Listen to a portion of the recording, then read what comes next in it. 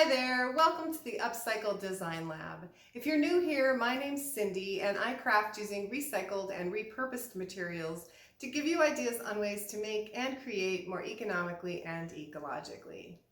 And today I'm excited to be taking part in my first ever collaboration, so I wanted to introduce some other ladies that are taking part in this as well. Hasifa, I hope I'm saying her name right, from Avery Preston Design, Chaz from Chaz's Crazy Creations, and Kimberly from Creative DIY Purpose. So I will link the playlist at the end of this video. They have some great project ideas for you, some yard ornaments and some repurposed items for porch and garden, and also some furniture made into planters. So be sure to check those out. For my project, I took on one of the more ambitious projects I've ever done, and it's cheating a little bit to say that it's my first pallet project because I had a lot of help, particularly tearing down the pallets. But I'm really happy with the way that the boxes turned out, and I'm excited to try to have a little bit of a garden this year. So the first step, of course, is to gather some pallets, and we were lucky enough to have a little pickup truck, so it was quite easy for us to go around and scrounge for pallets. Obviously, you want to be considerate. A lot of the times the pallets are stacked up and they look like they're going back to a manufacturer or they're going to be reused somehow. So if at all possible, you want to be sure to check with the local business and make sure that the pallets are available before you take them. I think we collected about 10 pallets to make these 3 boxes. We do have a lot of wood left over, but you do want to have a little extra wood just because the pallet wood is very, some of the boards are kind of crummy and you're going to break some of them when you are breaking down the pallet. So you want to have extra wood if possible.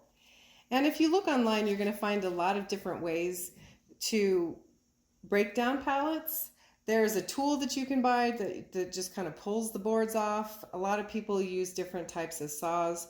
We just have a small, I think it's a jigsaw that we ended up using, and it worked pretty well. It does cut about 1 inch off of both ends of the board, but we were still able to get some nice 36-inch pieces to work with to make our boxes.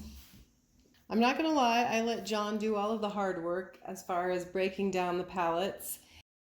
He did come up with an easy way to knock the boards off by just using an extra block of wood. That seemed to be the easiest way to separate the board slats off of the, I guess they're called runner boards, I don't really know. But since we'd cut the boards, the ends of the boards off, there were only usually two nails that needed to be removed from the boards. And so the pallets were much easier to separate at that point. I'm assuming, because like I said, I didn't do any of that. I did, however, learn to use the table saw that we have, and at first I was a little intimidated by it, but it was fun to resize all the boards to the 3 inches, and then we had some wider boards that I cut to 4.5 inches. And then John helped me with the chop saw, which I am honestly still a little afraid of, to cut all the boards to length. So here's all the pretty wood cut to the correct width and length for all 3 boxes. And once we had all the pieces cut, I did go back and just do a really quick sanding on all of the pieces just to knock down the worst of the rough edges.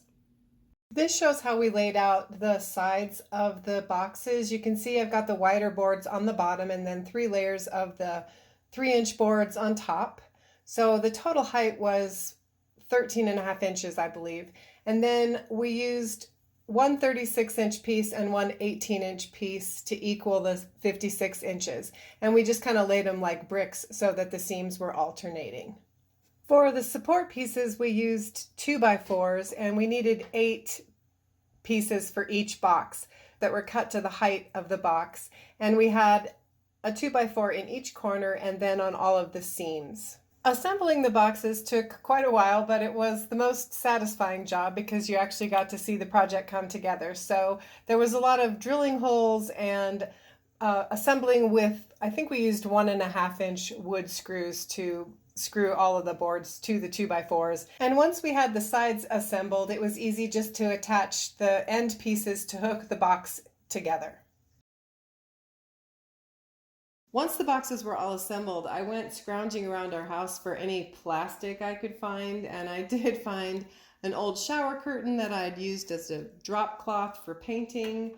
I also had saved a couple of heavy plastic dog food bags, and then we bought our soil in plastic bags as well. So I ended up using some of those bags to line the boxes with also. Now I'm not sure exactly how you're supposed to do this. I kind of just made this step up, but it seemed to me that I wanted the whole thing lined so that I wouldn't have dirt seeping out the gaps in the wood. And then I also left about 5 or 6 inches on the bottom just to wrap around so that I could keep dirt from coming out of the bottom as well.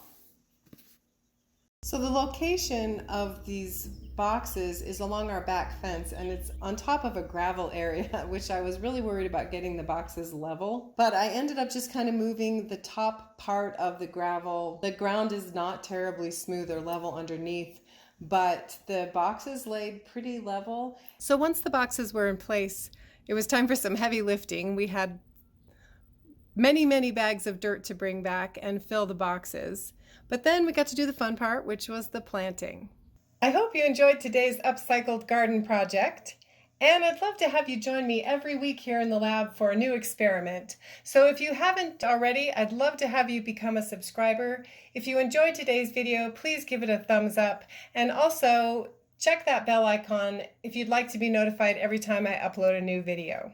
Also, be sure to check the playlist below for some more great upcycling garden projects from my co-collaborators.